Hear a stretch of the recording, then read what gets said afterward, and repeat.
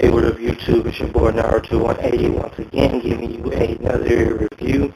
This time the review will be of Lost Planet: The Extreme Condition. I played it on the PS3, but you also can find it on the Microsoft Xbox 360.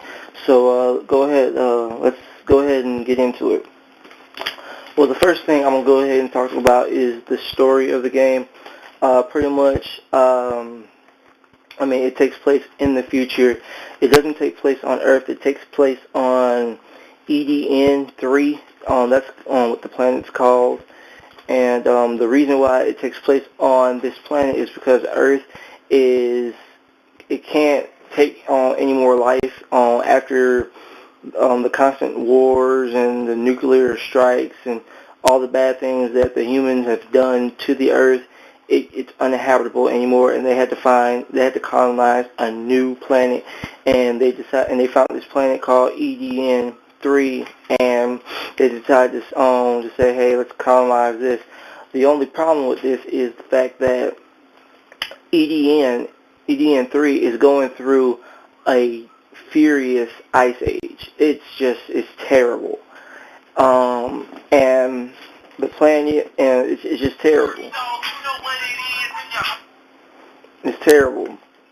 And the thing that what they want to do is they want to find a way to like warm up the planet so it can be habitable for humans. Now the ones that actually want to do this is called it's like the Nevak, and they're like the bad guys of the game, but they basically want to like not only like warm up the planet, but I think they want to destroy all the creatures that inhabit EDN3, which is kind of like a no-no. But anyway, the creatures that do inhabit EDN3, they're called the Acrid, and they're huge. They scale from huge creatures to like insects or whatnot, but they're real nasty creatures. Well, pretty much, as I was saying, and within the story, it takes place after a 150-year war between the humans and the Acrid, which the humans have lost, and now they're just trying to find some way to just take the creatures all out. But anyway, your main character is Wayne Holden, and he's a snow pirate, and what he's trying to do is he's trying to literally bring down the Nevak government, or the organization Nevak, because they're real shiesty, and also he's trying to warm up the planet so it can be inhabited by humans, or at least some of the planet where it can be inhabited, but yet you don't destroy all the Acrid or something like that. And that's pretty much, Acrid. And pretty much what happens is, during a battle, he loses his memory. He doesn't know who he is or what's he doing, and he gets fined by more snow pirates, but he doesn't know they're snow pirates, and they pretty much take up that mantle of trying to destroy the Nevik and trying to warm up the planet, and so on and so forth. Okay, with this game, I would say, visually, the game, it looks good, but it's very blurry. It's really blurry. You can see the blurriness in the cutscenes, how they move and things like that. Every time they also, within the game, if you're going somewhere, if you try to shift the camera or whatnot, you can see this, blurriness going on. It's not a big deal, but it could be a big it could be a problem for others. I didn't find it as a big deal, but whatever. This game, it has an open worldness to it, but you got your point A to point B, but it's got this open worldness to it, and I really like that. I really enjoyed just exploring all the different types of areas this game had, because this game is enormous. The perks that you get to go is enormous. and like the gameplay of this game, like the controls or whatever, they're pretty. I mean, I honestly will give it to them. The games on the controls are really solid in this game. Like when you control, like just controlling Wayne or like the weapons in the game. They're the weapons in the game, and also the mechs that you have in the game, the different types of mechs that you can use. They all are very responsive, which I really did like and enjoy. The thing, like gameplay-wise, the interesting thing about this game is that there's like a health bar, and also there's a thermometer, and it's like it's like the more thermometer you have, the better chance you'll have of keeping your health. But as soon as like the thermometer goes way down, then your health decreases because of the planet.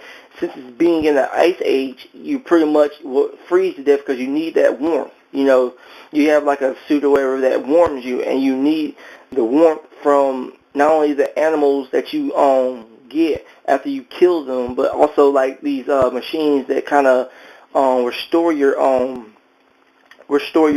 thermal suit to like to its high, very high standards.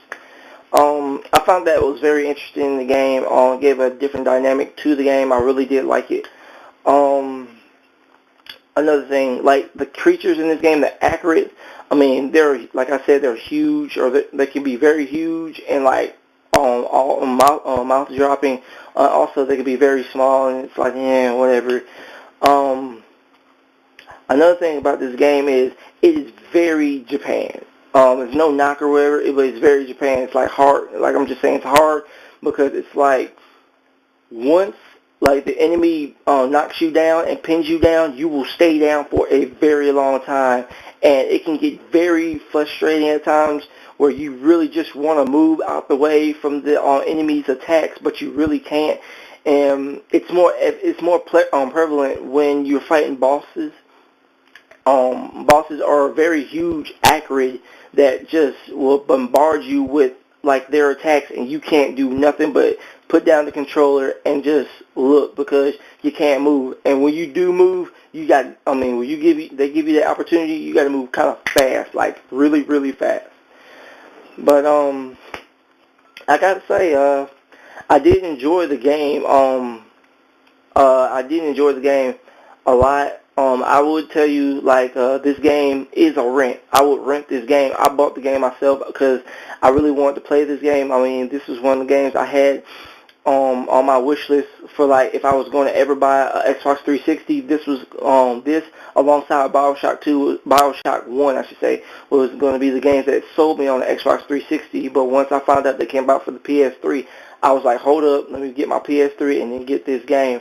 When I got this game, I really enjoyed it a lot. I just really enjoyed this game a lot, but I just say this game's a high rental. The sound effects in this game is really well done. You can hear all the different types of creatures. I mean, the wind blowing.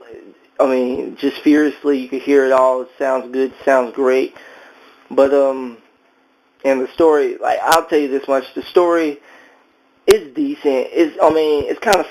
You kind of would forget about the story too much because it's not that. It's important, but not that really real. It's not really important, I should say, but it's a high rent. I would say this. Also, the game comes with a multiplayer aspect. I mean, you probably won't find anybody on the multiplayer for Lost Planet anymore. If you do, big ups to you. But the multiplayer is rather good, and it's rather good. This game didn't come with co-op, because co-op, I think, wasn't really big on their list for this game. But like I said, you should go ahead and check this game out. It's pretty cool. Lost Planet Extreme Condition. It's really good. I would say this, like, in my opinion, of watching screenshots or video comparisons between the 360 and the PS3. 360 line looks better. But anyway, this concludes this video. Please comment, rate, and subscribe, and also find me on my Twitter and follow me on www.twitter.com/Naruto180. So this concludes this video, and until next time, peace.